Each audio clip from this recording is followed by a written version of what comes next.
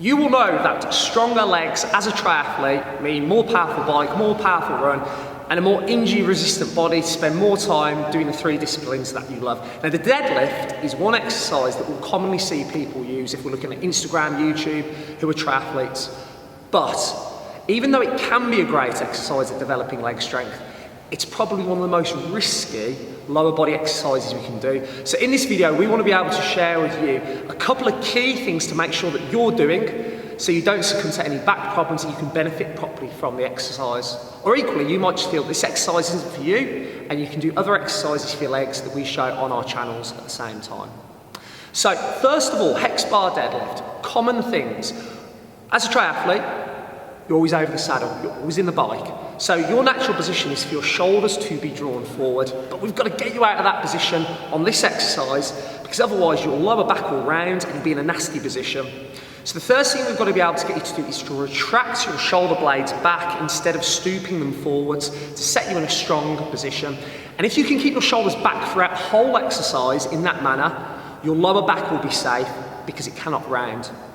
The second thing then that we need to start to address is actually the shoulder position over the bar. So if you look at your shins, most people, most triathletes will try what we do call squatting a deadlift. They'll have their shins and their knees bent quite a lot. So if you look down at your shins when you're set, they'll be leaning forwards or the angle forwards over the bar.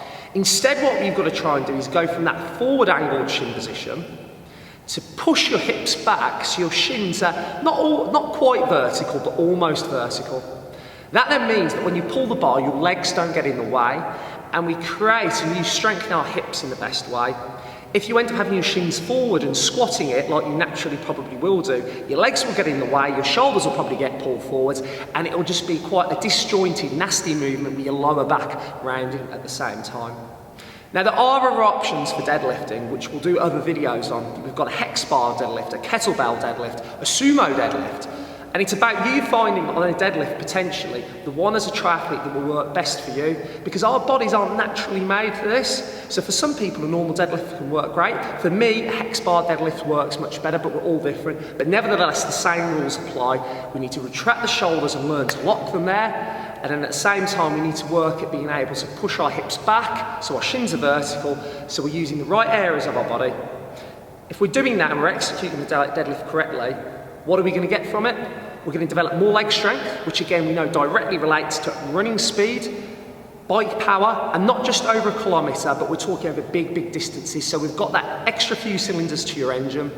But secondly, it's going to set good habits. For example, retracting our shoulder blades is something that's going to be imperative for developing strength to grip the handlebars correctly, having more durable shoulders so we avoid things like swimmer's shoulder, and overall having that robustness and durability to our body that we want as triathletes to make sure we can train with great quality, and then obviously when it comes to events, putting some fantastic times as well.